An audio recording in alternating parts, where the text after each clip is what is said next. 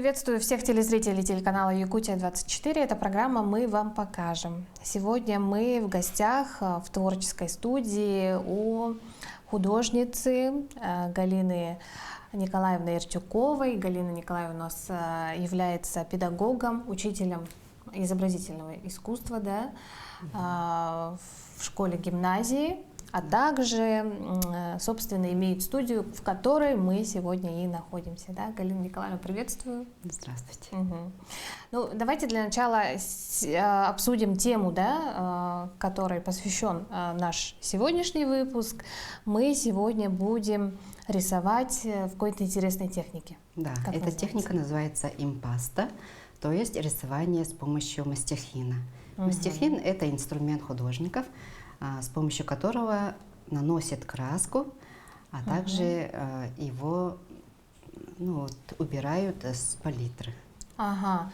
То есть мастихин – это не совсем краска, да? Ну, какое-то очень новое для меня слово, по крайней мере, неизвестное. Вот такой вот инструмент. А, это инструмент. Похоже на лопаточку, но и имеет свои разные формы, и его используют для нанесения красок. Расскажите немного, перед тем, вот как мы приступим, да, к нашему мастер-классу, немного о студии, да, вот что это студия, на кого она направлена, кто к вам приходит, чаще дети или взрослые? Студия открылась недавно, в апреле месяце, и я организовала эту студию для того, чтобы это было моей отдушиной, после рабочего дня. Я работаю учителем ИЗО в гимназии «Центр глобального образования». Это находится в 203-м микрорайоне, совсем новая школа. А на какие классы? Я учу 2, 3, 5, 6, 7 класс. Начиная прямо от самых маленьких, от самых маленьких. А какие техники можно, навыки, да, каким техникам можно научиться здесь, вот, собственно, в студии? Здесь можно научиться разным техникам: акварели, гуаши, можно рисовать цветными карандашами, цветными мелками, пастелью, масляной пастелью, а также акриловыми красками. Ну и сегодня, да? Сегодня у нас акриловые краски. Акриловые краски, которые в доступе, в принципе, да? Мастихин. Давайте приступим. Давайте. Да? Вот интересно, вот пример, да, стоит? Да. Картина. Это такая картина, морской пейзаж. Мы будем сегодня его повторять. Так, отлично. Используя мастихин. Для этого нам понадобится? Для этого нам понадобится холст, грунтованный на картоне. Его можно найти в любых магазинах. Итак, приступим. Для начала нам нужно будет закрепить линию горизонта с помощью клейкой ленты. Вот так делается, оказывается. Да. Это чтобы линия была прямой. Так. И теперь можно будет начинать сверху. Начинаем сверху, потому что, чтобы не испортить свои ручки. Так. Приступим. Краски, да, у нас? У нас находятся краски акриловые разных оттенков. Да, будем использовать. Например, берем вот такую вот голубую, да? Красота. Так. И ее смешиваем. Берем краску, ложим на свободное место. Кисточку обязательно надо всегда смывать, чтобы не испортить другой цвет. Да? Берем вот белый, здесь смешиваем. Мастихин мы сегодня будем использовать, когда будем наносить пену, морскую пену. Вот у нас голубое небо получилось, и можем начинать сверху. Движения у нас будут вот такие. Продольные, горизонтальные линии. Давайте возьмем больше кисточку, для того, чтобы... Вот эту, да? Да, удобнее было рисовать. Так. Ее смачиваем. Обязательно ее нужно отжать, да? Да, отжать. И всегда использовать тряпочку или салфетки.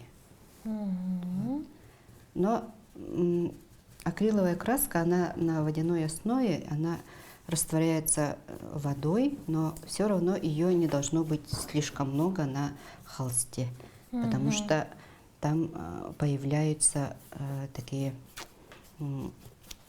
можно сказать, пятна, которые будут каждый раз высвечиваться. Поэтому лучше использовать больше красок. Так, и, наверное, один слой, да? Или несколько? Можно несколько слоев. Вот. Можно взять краску, чуть ее смешать, вот так вот, и постепенно, чтобы она перешла к нашему горизонту, немножко, чтобы было темнее. Таким вот образом. Ну вот подобную картину на кого рассчитана, да, тематика определенная? Ребенок справится с ней или вот? Да. Ну вот я пробовала и на детях, и на взрослых, и получилось одинаково очень даже хорошо. Да? Оказывается, это очень-очень успокаивает, да, такой морской пейзаж успокаивает и детей, и взрослых, и с удовольствием рисуют и дети, и взрослые. Так. К горизонту, да, ближе к горизонту у нас небо должно быть посветлее. Поэтому добавляем белого, да? Добавляем прямо на холсте, можно добавить. И тогда она постепенно смешивается. Так.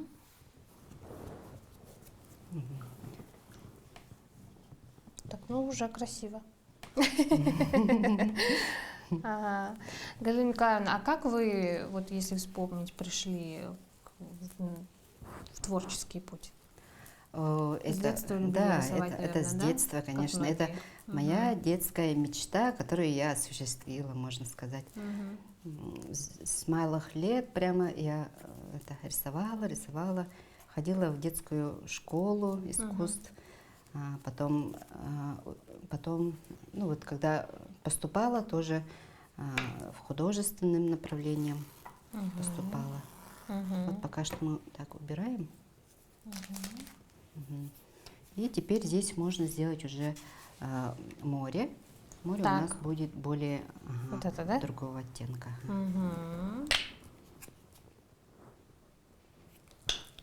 Палитру всегда используем для того, чтобы смешивать краски.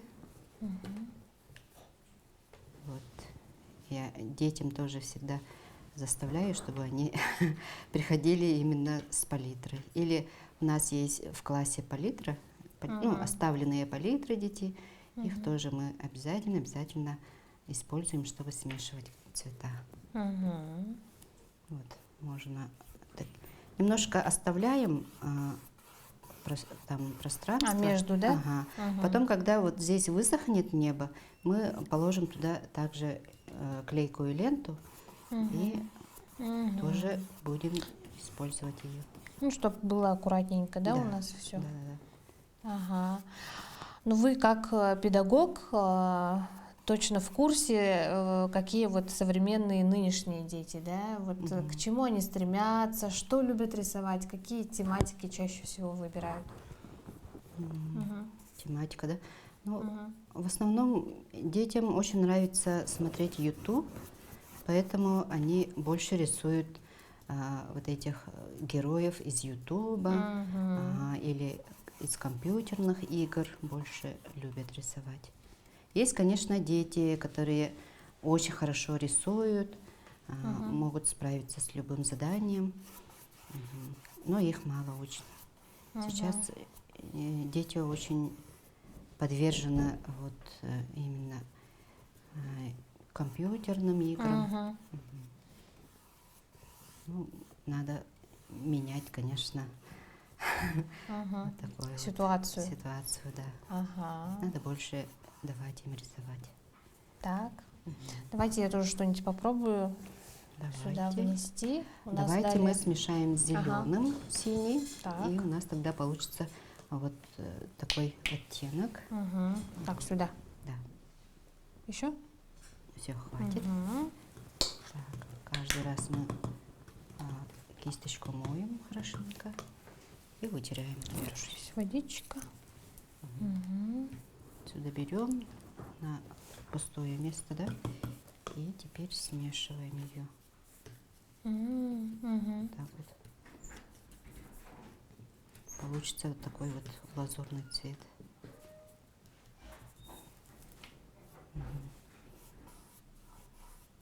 Вот так. Ну вот этой картины автор это вы? Да, это я делала. Там цвета другие были, краски были. А как приходит? Все в воображении, само собой, или тоже вот как-то вдохновляетесь чем-то? Да, иногда бывает, что хочется что-то именно конкретное, что-то рисовать, а иногда, конечно же, помощь приходит интернет. Так.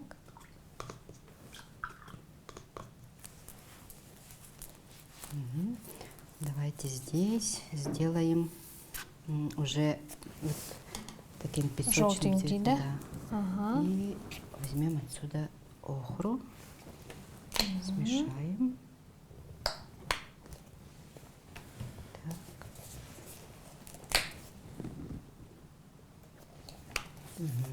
И понадобится еще белое.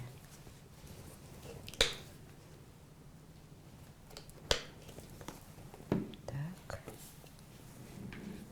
Берем на свободное место.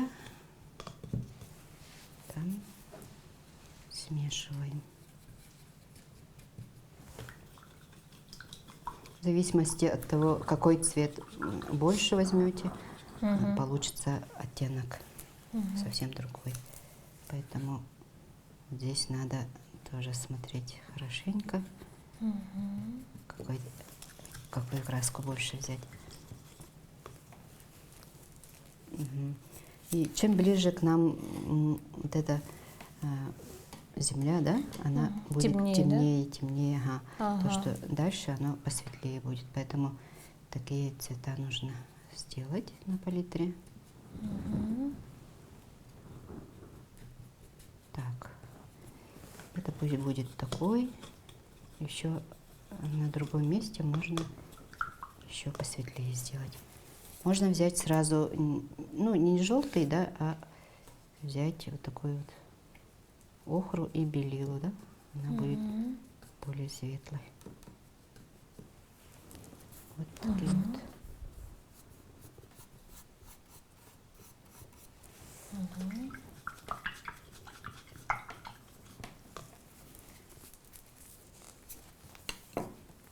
Так, можно, например, вот показать, да, как использовать мастихин. Прямо вот такими движениями. Ага, и совсем по-другому, да? Да. Получается. Накладывается. Накладывается.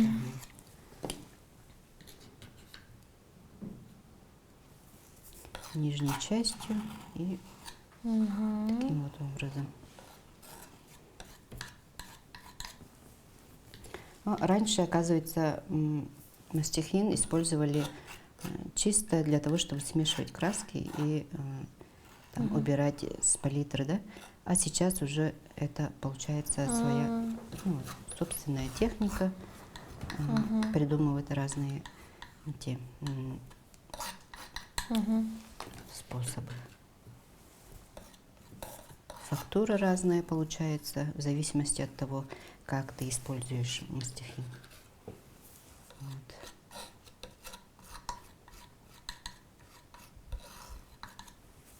Вот, можно использовать краешек, и тогда можно тоненькие линии использовать, сделать, да?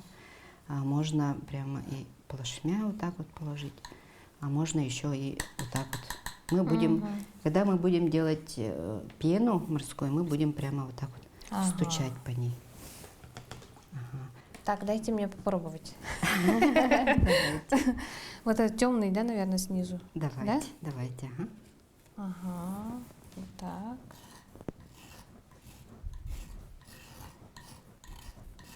Интересно, да? Все правильно, да? Правильно.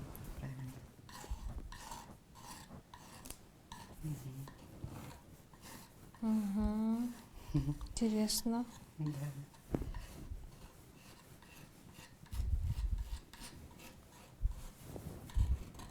Ну, бывает такое, я вот со многими художниками общаюсь, да, вот как у вас бывает, что испортишь картину или невозможно испортить картину? Я думаю, что невозможно испортить. Все можно исправить.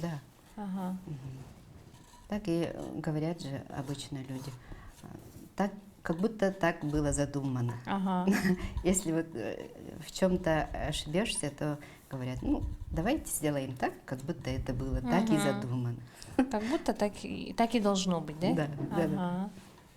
Так. А вы вообще часто сами рисуете? Да, я свободный художник, и я рисую. Участвую в разных выставках художественных.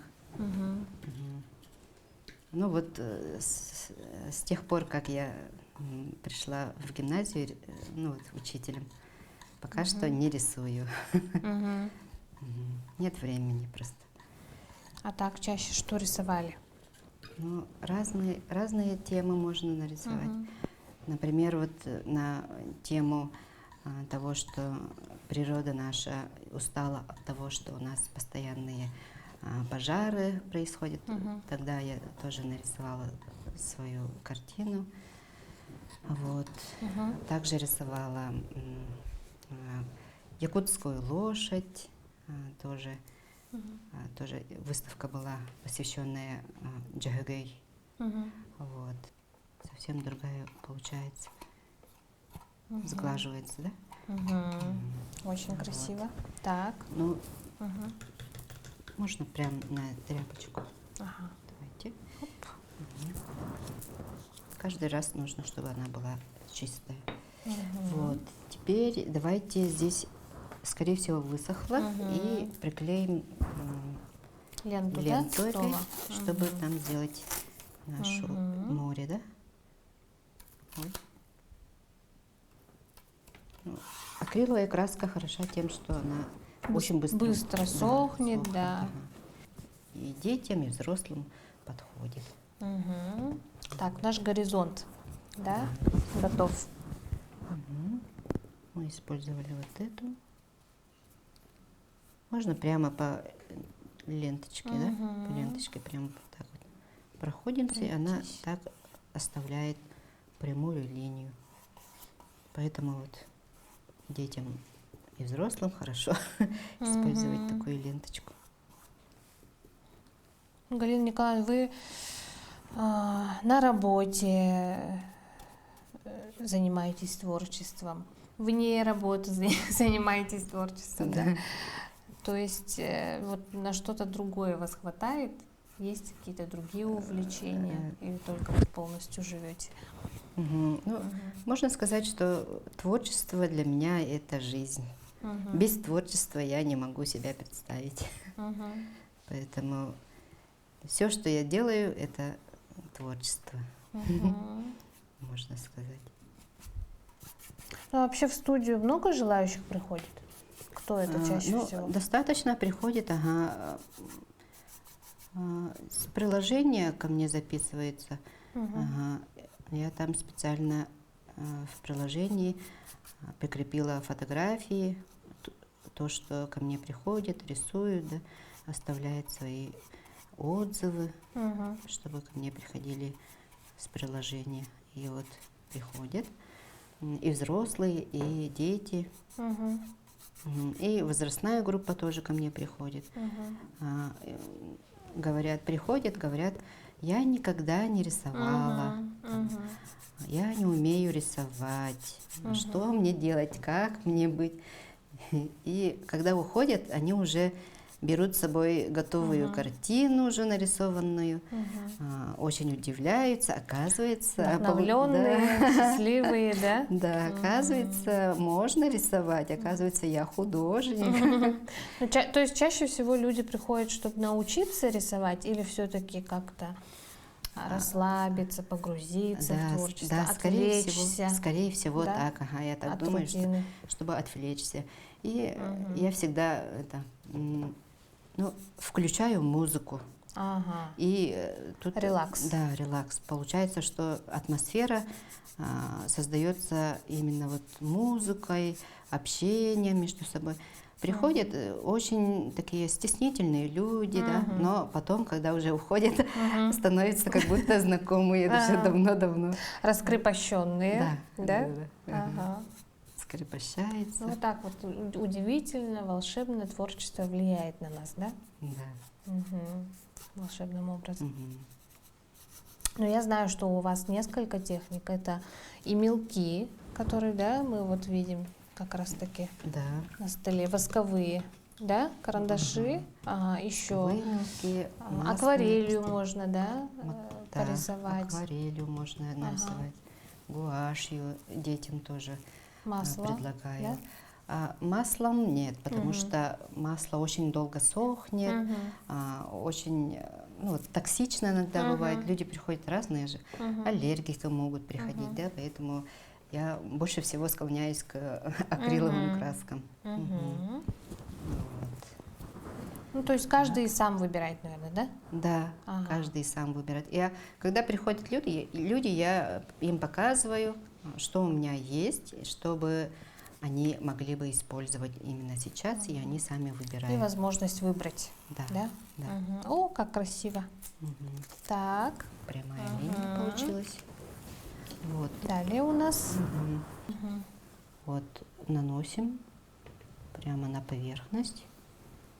Так. Немножко вот так постучим по палитре, да, и уже можно будет ее вот так вот шлепать. Попробуйте. Так. Polностью по всей, да? Ага. Вот там, где главное не бояться. Да. Вот так? Да.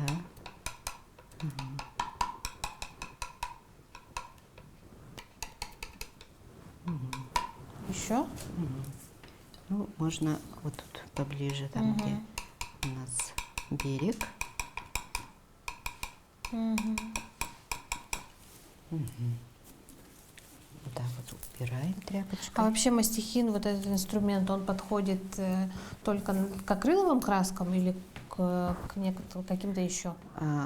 Да, его можно использовать и как акварель, не акварель, а гуашь.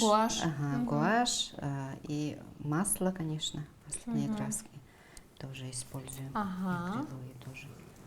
Вот. Также для того, чтобы сделать у нас облака, нам нужно кисточку, чтобы мы кисточку используем кончиком. Вот так вот. Будем ею также стучать и формировать форму. Так. Облачков. Пробуйте. Так. Прям вот так вот перпендикулярно надо держать. Не бойтесь. Прямо держать. И чтобы она вот так вот.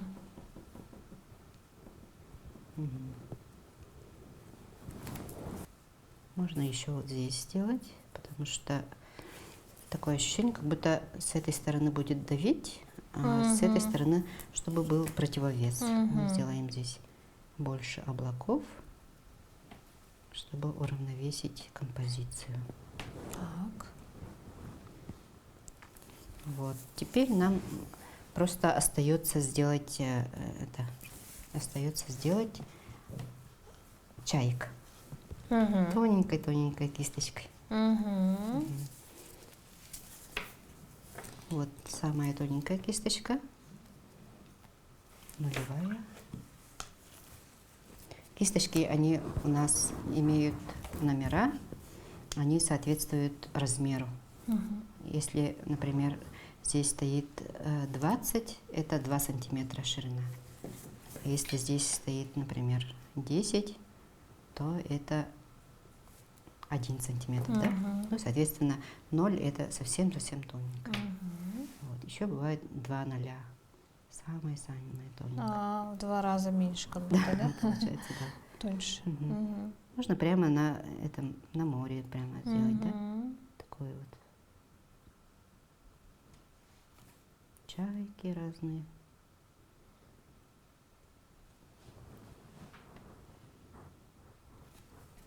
Мне нравится вот эта картина, она более такая, ну, в отличие вот от оригинала, так скажем, да, от примера.